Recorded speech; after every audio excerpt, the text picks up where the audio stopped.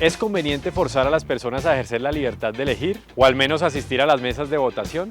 Algunos estados han creído que sí y han tomado el riesgo de implementar el voto obligatorio. ¿Cuáles han sido los efectos de esta decisión para los individuos y para las democracias? Estos son los 7 efectos del voto obligatorio en América Latina. Número 1. Aumento de la participación electoral. La participación electoral se incrementa, claramente. ¿Qué otra cosa podía pasar? Nadie quiere un castigo del Estado. Y si es posible evitarlo, todos a las urnas, a votar por quien sea o a hacer dibujitos en las tarjetas electorales.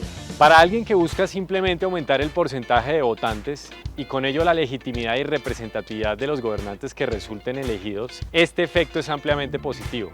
Esto supone equiparar mayor participación con mayor legitimidad, o incluso mayor participación con democracia mejorada, lo cual resulta extremadamente simplista. Otra forma de verlo es que el aumento de la participación causado por el voto obligatorio empeora la calidad del voto y, con ello, deteriora la legitimidad y la representatividad del sistema democrático. ¿Por qué? Porque las personas que no votan espontáneamente y a conciencia, sino simplemente para evitar un castigo, en realidad no están expresando una preferencia electoral seria. O sea, van y votan, pero votan de cualquier manera, y eso baja la calidad del voto y de la democracia. Miremos entonces, más allá de la participación electoral, otros efectos del voto obligatorio. Número 2. Obligar a los ciudadanos a ser libres disminuye su libertad. Una democracia que fuerce a sus ciudadanos a votar es necesariamente una democracia donde los individuos son menos libres y, por tanto, es una democracia menos liberal. Jason Brennan, libertario, dice que todas las restricciones a la libertad se presumen equivocadas e injustas hasta que se demuestre lo contrario. Esto incluye la restricción a la libertad de no elegir. De modo que, para justificar el voto obligatorio, a sus defensores no les bastará comprobar que este tipo de voto tiene algunas buenas consecuencias, sino que resaltarán que estas valen la pena y sobrepasan lo indeseable de obligar a las personas a votar, aunque no quieran. Así las cosas, la pregunta es, ¿se gana o se pierde cuando se obliga a los ciudadanos a votar aún en contra de su voluntad? Como dijo el filósofo, a veces perder es ganar un poco. Número 3. Disminuye la calidad del voto. Si obligas a alguien desinformado y desinteresado en política a votar, no estará de acuerdo, no va a querer hacerlo. Es más, si puede sabotearlo, lo hará. O puede que no tenga malas intenciones, simplemente no se informó sobre cómo votar y llegó al puesto de votación y se encontró con una sábana de papel llena de numeritos, muchas veces sin fotos, y ante el desconcierto, tin marín de doping, güey, y como el voto es secreto.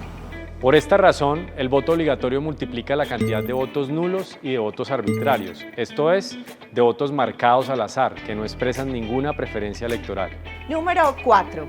Reduce la desigualdad en la participación electoral. Como las personas que se abstienen de votar suelen ser las más pobres, las menos educadas y las más jóvenes, y los más favorecidos y de mayor edad tienden a votar más, cuando hay voto obligatorio, mucha más gente sale a votar y eso reduce la brecha social y la desigualdad en la participación electoral. En consecuencia, un país con voto obligatorio construye una participación electoral más equitativa entre sus ciudadanos. Número 5. Favorece la distribución del ingreso. Hay evidencia de que el voto obligatorio disminuye la desigualdad en el ingreso, porque los más débiles socioeconómicamente, quienes votan más cuando hay voto obligatorio, tienden a elegir candidatos que promueven la redistribución del ingreso, mediante políticas públicas que reducen la desigualdad económica, como impuestos más progresivos y mayores prestaciones sociales. Como los países más pobres presentan también la mayor desigualdad en el ingreso, varios autores concluyen que tiene sentido promover el voto obligatorio en regiones en desarrollo, como Latinoamérica. Esto para obtener mejorías en los niveles de desigualdad económica. Número 6. Disminuye la corrupción. O al menos la percepción de corrupción. Porque una mayor participación de los ciudadanos en política electoral, así sea forzada, genera una mayor vigilancia a los elegidos popularmente y un control más fuerte del abuso del poder.